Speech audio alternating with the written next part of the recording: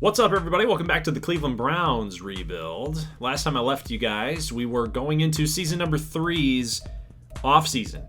And give you a little update here. We had a couple of Rookie of the Year candidates. Our wide receiver, Cordell Hills from USC, and Michael Swain, the tight end, as well. Super Bowl winner will be the Buffalo Bills against the Minnesota Vikings. Our defensive coordinator will get a bunch of upgrades to his abilities, because defensively we weren't really that great last year. It's definitely going to be an area where we have to improve. And we're still in the hole with cap space. So we do have to start restructuring some contracts here. David Bell, going to be a guy that we're going to release here as well. Releasing some wide receivers. Getting that room a little bit more condensed, right? There's a lot of wideouts on our team, and it's an easy place to cut and save some cap space. $9.31 million to restructure Myles Garrett. I think that that's a good deal. We'll restructure Jack Conklin as well. And finally, we will go ahead and restructure Deshaun Watson's contract. And all of that just to be able to sign Nick Chubb to a 3-year contract. Because after that, guys, we're not going to have a lot of room. But you can see how much talent that we're losing here yet again this season with not a lot of cap space left. So we definitely need a left tackle. We're going to re-sign Hudson here. You got a couple players still that could be brought back, like Zadarius Smith. He's getting a little old. I think that we could use money elsewhere, like Derek Barnes could be a guy that could come back. He ended up rejecting this offer. You can see the re-sign interest. Sometimes it is a gamble. Sometimes those guys in the red, they do sign, and sometimes they don't. So it was a gamble. Didn't work. We're going to lose Greg Newsome as well. We can't pay him. Ronnie Harrison would be a guy that, yeah, he's 28. Might be a guy that you can lean on there in the secondary. And we don't have a lot of cap space left, because you can see right after this, after we get done signing Nick Chubb, we got about $1 million left to go. We'll bump up that bonus just a little bit to make sure that he's going to accept, and he will. So we got even an achievement for that as well, a little trophy. So guys, we have $600,000 in cap space, and we're not going to be able to sign these guys. They're going to have to go to free agency, get off the books, and then now we have $14.3 million to spend in free agency. So here's a little reset. Hitting the reset button on what our roster looks like here. We got a 3-quarterback room. We got Dorian Thompson-Robinson. We got a quarterback that we just drafted last year, plus Deshaun Watson. Nick Chubb, it's going to be a sight for sore eyes to come back, because, again, that running back room was just not as spread out in talent. Wide receiver room, pretty stacked, I'd say, as far as overall ratings go. Not stacked, but you can see what I mean. The depth is there. We got a lot of youngsters there in the wide receiver room. Offensive line, we're losing Jedrick Wills, but we do have John Dean, a star dev trait left tackle. Batonio's still coming back. Pochich is still here. Conklin, Wyatt Teller. So we're good there. Defensive line, I think we're okay, but defensive tackle could be a spot that we need to focus on. Linebacker, for certain, needs to be a focus point. Maybe some depth at cornerback. We did draft a guy, Danny Blackwell, last year. Plus, we drafted Cole Osgood. He cannot play cornerback. I thought that he might have been able to do it with his speed alone, but man coverage, zone coverage, not quite there yet. And here's a look at our draft picks. So we still are working on the fact that we don't have a round 1 pick until next season in 2026. So we still got to focus on how are we going to maneuver the draft, really? Are we going to trade up? Because you can't go 2 seasons without a first-round draft pick. It hurts. It's very, very painful, guys, to try to build a team that way. Now, as far as free agency goes, we will go out and try to sign Eric Kendricks. He's going to provide us at least some coverage skills at the linebacker spot. I'm thinking about moving on from a 3-4 to possibly a 4-3. We did upgrade a bunch of our defensive coordinators' skill points. He is focused on the 3-4, so that's got to be something that you consider. Doing a little eval here. Let's see what we signed up. We got Winovich, we got Witherspoon, we got a fullback in Beck, and we're still waiting on Eric Kendricks, and he will end up signing that contract. So we addressed all the positions that we really needed to focus on as far as getting depth in here goes, but you can see the cap room, only about $3.3 million left. You can really only sign maybe one more guy to a 1-year deal. That's really about it, like a depth guy. So I'm going to actually save that money But I think the $3.3 million in cap space is going to do us well in case there's an injury. You can sign somebody up. You can bring somebody up to the big team, right? I'm used to baseball stuff. Big club. Bring them up to the big club. You guys get what I mean here. But free agent recap. You got Wills going to the Titans. The Jets have been active. The Lions have been active. Again, Panthers, Lions, Jets. A lot of familiar teams being very aggressive across the board there. A lot of common themes there. Jets, Lions, Panthers. They keep popping up. So guys, let's take a look at the linebackers here. This is a position that I think we need to definitely address. It's getting a little weak there. We've lost a lot of talent. I'm looking at this guy, Brian Bassey. He's got elite speed and elite acceleration. I like that. And 50% completion there for his scouting. I'm definitely going to make sure that he gets into a private workout. Looking at the right ends and left ends, just trying to figure out what we can do as far as pass rush, power rush. Doesn't matter. I just need a guy that's going to be a big-time player for us. We drafted a couple guys last year, but I don't think that they're going to make it. They might be some role players here. I'm looking at George Wilkerson. He's a round 1, round 2 grade, or projection, I should say. But the speed is not quite there. That's okay. He's a run stopper. He's going to be that really strong guy, right? That's fine. But I'm looking for that Myles Garrett, man, and it just doesn't seem like either in this scheme or the players that are available here, like we're going to find that, at least this season. Cornerback could be addressed here. We drafted a couple players last year in the secondary, but I think another point of contention is our pass defense. It just has not been very, very good. But I'm looking at this dude, Cortez Williams. He's intriguing to me. He's running a 4.2, and he's got some pretty good skills as well. Skills that'll work, right? There's a couple guys like Sergio Best, and there was another top corner there that I just felt like they all do their own thing differently. One guy had a zone, but not very good in man and not very good in press. And then you had Williams, who was fast, and he could work a little bit on his zone, but he's really good in press and man coverage. So these are some things that you got to consider. Like, you're not going to get the well-balanced player who's elite and everything. So it just really depends on what we want to do with the players that are available, right? So you do have to think about those things. So I'm kind of leaning towards Cortez Williams, but we'll see if he's even here still, as we ended up skipping all the way here to round number 2. Pick number 10, and there you go. So we do have the cornerbacks still available here. Jermaine Cox, he's a zone archetype. Cortez Williams and Sergio Best fit our scheme. They're both man-to-man. But Cox, A, zone coverage, B, play recognition, B, in the press. He's not slow either. He runs a 4.4. He's like top 10 in a lot of those categories as well. Pretty good player. A, hit power as well. B, tackle. He would be an interesting pick. He's fallen right in line. We might even get a little lucky.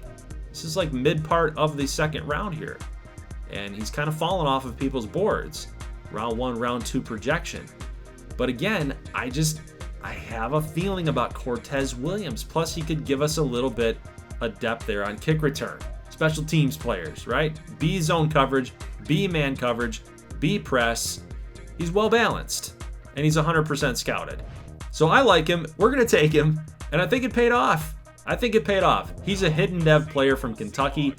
We're going to give him a lot of snaps. We're going to see what that hidden dev is by the end of the season for sure as we simulate forward. Now, take a look at what's available here in round 3, right? A lot of wide receivers. We don't need a wide receiver right now.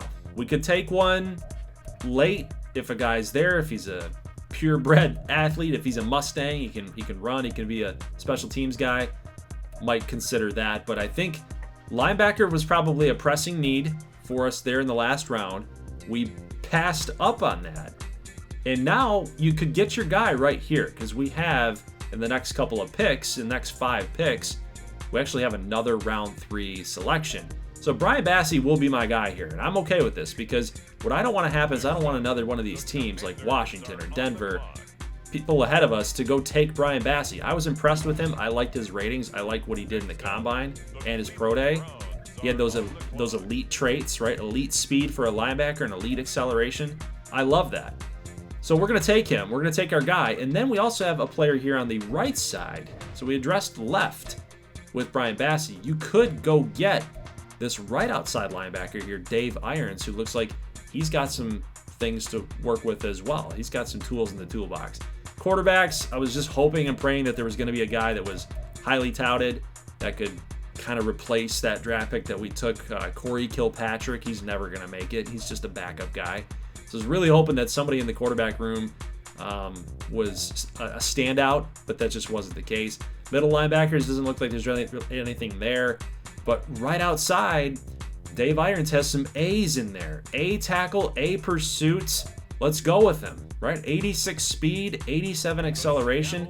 He's young. Those things are going to get upwards of the 90 rating here in a couple of seasons. I'm good with that. He's an athlete. He's going to be just fine. So we'll take him, even though it's a normal dev at this stage, you know, round 3, round 4, you're not going to hit on all that stuff. Now, here we are in round number 4. Again, I'm kind of looking at some wide receivers right now. I want a speedster. I want a speed demon here.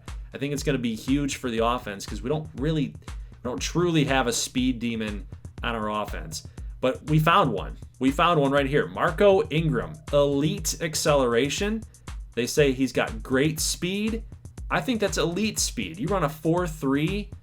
Granted, I guess 4.2 now is elite speed. He's just on the cusp of being elite in that category. So we will go after Marco Ingram. And we just nailed this pick. He is a hidden dev, meaning even if he's gotten a low overall, you can work with a guy like that. And eventually, one day, with that increased progression rate, he will become a starter. He could be even a little slot guy that just runs fast, right? Can catch the football, work on his route running while he's sitting the bench a little bit, and he's going to be a playmaker for sure for us. We will draft a fullback. We don't have one on the roster, and Mike Eaton is a quick, speedy little fullback, kind of a utility guy. I like the pick. Now, for ends, we haven't addressed pass rush. We've gotten 2 linebackers, a fullback, a wide receiver, and a corner. It's time to address the pass rush here. We got Joey Woodson, probably going to be the worst pick of the draft, in my opinion. He was kind of a bust. I don't really like the pick. From what was available to us, I thought that was going to be a good one, but you can't win them all, right? So we will end up punting round 7 and trading it to the Indianapolis Colts. And they'll give us 2 7th-rounders back. Now, looking at our draft here, we got Cortez Williams is 75 hidden. Bassey and Irons are upwards of 70 as well, so they should be pretty decent players, like maybe instant starters. Marco Ingram, a 69 hidden dev. I like that pick. Again, he's going to be kind of a guy that you grow, that you work with. He's got to learn how to run routes a little bit better, and I think he'll be a big-time playmaker for us. But, you know, Cortez Williams, looking pretty good. He's looking pretty good for a guy that was probably 3rd best on that list compared to Cox or Sergio Best. I think we got a good one there. Brian Bassey looks like he's legit. He's upwards of a 77 now. And there's Dave Irons. So 85 tackle, 84 pursuit, 81. I think that's play recognition. Like, he's a smart player. He's a heady player. I like it. Now, Marco Ingram, you look at the route running. 72 deep route, 68 medium, 70 short. He's got to work on that. But return game, I think he could be a factor. And that's exactly where he's going to go. We'll run some drills with him every preseason. And let's see if we can get him some more rookie snaps, right? Or just snaps in general, more experience. But let him get into those kick return situations and get moving closer to that 500 mark that he needs to unlock that hidden dev. Now, as far as preseason numbers go, you know, Brian Bassey, man, 18 tackles with a sack and an interception. Not bad for a normal dev player, huh? I like it. I like it. Cortez Williams getting in on the action as well with double digits in tackles. Myles Garrett with 3 TFLs. So I think just even in the early analysis of this, right? It's just preseason. But I think year number 2's draft here, heading into season 3, I think we did a pretty decent job, man. I think it was a quietly good draft. Season 1, we got those 2 weapons on offense. Cordell Hills, the wide receiver, and Michael Swain, the tight end. And now you get 2 really good players on defense, I think we're going to be turning the corner here sooner than people think. Now, we actually killed the Jets in week number 1 action here. It's like 45-7, I think the score was. So our offense just went absolutely crazy. Hills had 4 catches for 61. I think our wide receiver room is just really, really deep, and I think that's what's leading to that offensive production. Deshaun Watson's got a lot of options. May not be high quality, but there is quantity there, so you take that. Brian Bassey, by the way, an INT. You take that, right? Eric Kendricks got a TFL. Sacks, you got Garrett there with 2. And then the interceptions, Aaron Rodgers threw 5 of them. And Bassey, of course, he had the 1. Now, as we're here halfway through the year, we're at 4-2 right now. Had a little losing streak there to begin the year, but at 4-2, and kind of looking at that schedule, it's a little favorable for us, especially our defense, right? 10th in the NFL as far as yards given up goes, but 29th in offense, and you guys can see why. 7 touchdowns and 6 interceptions with a 60% completion percentage. Deshaun Watson is not playing up to the bill. The paycheck that we're giving this guy, I said it back in season 1, season 2, and now here we are, season 3. It's the same old with Deshaun. A lot of attempts there for Nick Chubb. He's up to 100 here at halfway point. So he's on pace to get to 200. Got to watch the miles on his legs because, again, we got him for another 3 years, and he is a focal point of our offense. I know that, but you do have to, at the same time, you do have to balance that and make sure that he's healthy and good to go. Now, one thing to note here, Brian Bassey, 3rd round pick, leading the team in tackles. Guy's a beast, dude. I love this dude. He was a perfect pick. I think we got away with it for sure. We found a steal in the draft. Now, as we head into Ravens week at 4-2, we get a little upgrade on our rookie cornerback. He's a 79 overall, and he's a superstar dev. Will you look at that? That's awesome. A round 2 pick is a superstar dev trait. Whew. That's awesome. Now, it would be interesting to go back and see like what were Cox and what were Best, right? Those are the 2 cornerbacks that are actually projected higher than Cortez Williams. I'd love to see if they were like X Factor or if they were superstar. And then, I'm not feeling as good. But Brian Bassey at 77 overall, I mean, he's progressing really nice. I think he was a 75 when he came in to game number 1. So I like to see that from our rookie. 9-8 is our final record, so we will surpass the Steelers, which I'm good with. Now, passing yards per game on offense, top 10. Rushing yards per game on defense, top 10. So offensively, we were kind of middling there with our rushing attack. At least Deshaun Watson kind of picked it up there a little bit. But this 5-game losing streak, guys, it cost us. And then losing to the Bills definitely cost us. It cemented the fact that we weren't making the playoffs. But, that 5-game losing streak, that 5-game stretch, we got to do better. We got to do better. But you look at the defensive yards given up for the season. Remember, we were top 10. And now we're 29th, I think it was. 25th, 29th. That's not good. So something happened to our pass rush that allowed teams to just gash us over the top all year. We did not have a 1,000-yard receiver, but we spread the ball around quite nicely. Cordell Hills had 773, I think the number is, but Anthony Schwartz over 800 yards and Njoku over 800 yards. So I like to see that. Tremaine Barrett at right guard, by the way. 17 games played and no sacks, but he not a lot of downs. So he was definitely a guy that came in for injuries and whatnot. But John Dean, over 1,000 downs played in double digits in sacks. It's okay. I'll take that. He's young, but if it keeps happening in year 3, year 4, year 5, probably not even year 5, definitely gotta fix that up. We gotta determine what we're gonna do with left tackle. But Brian Bassey, all year, was a tackle machine. He finishes with 120 total tackles, and we'll go to the TFLs here. Myles Garrett over 20. We got Bassey there with 14. Kendricks had a couple. Irons, the other rookie, had a couple. Sacks, 13.5 there for Garrett. Kendricks had a couple. Irons had a couple. actually had a half.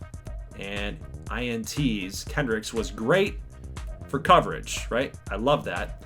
But Bassey only had the 1 off of Aaron Rodgers. So the NFL playoffs for 2025, this is season 3, and we didn't make it, right? So we got to watch the Dolphins, the Bengals, the Bills, the Jaguars.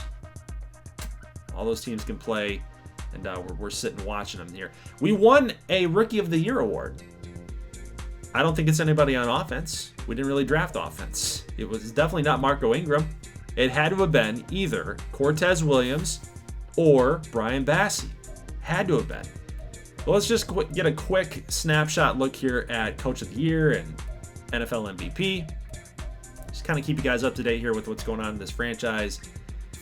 Rice winning Offensive Player of the Year for the AFC. I'm not too interested in the NFC. I want to focus on the division and the conference that we're in, right? Nick Chubb, top 4 in voting for Offensive Rookie of the Year. Defensive Player of the Year, Myles Garrett, top 2. Man, would have been something if we won both of those awards, right? Definitely would have been cool. Offensive Rookie of the Year, we did not have a player on the list, but Defensive Rookie of the Year, there it is. Brian Bassey. Whew, I think it's because of the tackles. It's the tackle number, man. He was everywhere. So he's got his Morales up +1. Man, 79 overall at this point. Look at all of the progression that he's had. Acceleration is at a 90 now. And he's a superstar dev. He moved from normal to superstar just because he won Rookie of the Year. That's probably going to go down after the next draft class wave comes in, I would assume, because Madden does take away dev traits randomly. I don't know why they do it, but I think it's based on player rating or where they rank among all of the other players in his positional group. I think it said he's number 40 or something. I'd have to look again. But he's probably going to get moved back down to a star. Definitely not going to get moved to normal. He'll probably end up losing that superstar dev and go to a star. But the Super Bowl will be a rematch from season number 2. The Bills will beat the Vikings yet again. And guys, we have more money to spend this time around, but look at the amount of talent that we're losing this year. This is probably the biggest wave of talent that we're losing compared to year 1. I thought year 1 was bad. I thought year 2 was a little tough too, but this one is really, really tough. You're losing Batonio, you're losing Teller, you're losing Njoku. You got to start freeing up some of these contracts, like restructuring some of this stuff, and maybe possibly even looking at some guys to cut, because there's gonna have to be some tough calls being made here going into season number 4. You know, Anthony Schwartz, is he a guy that you release? He had over 800 yards. He's kind of a focal point of our offense too, or he's a contributor to our offense, not a focal point. Hills, Tillman, those guys are top 2. Schwartz number 3, Red number 4. Ingram is on the come up here with a star dev or hidden dev. I'm not sure what he was, but Michael Swain. You could let Njoku go. That's a really tough call to make, man. It's an extremely tough call to make. But restructuring contracts, getting creative with the salary cap, this is something that we got to do heading into next season. But guys, I can feel it. We're starting to get better. We're starting to get there. It was a disappointing season 1, season 2. This is a very deep roster when you first get into Madden 24. But as far as this rebuild goes, we knew what the challenge was. It was based on the salary cap. How are you going to maneuver it? You basically have 1 to 2 seasons of a window.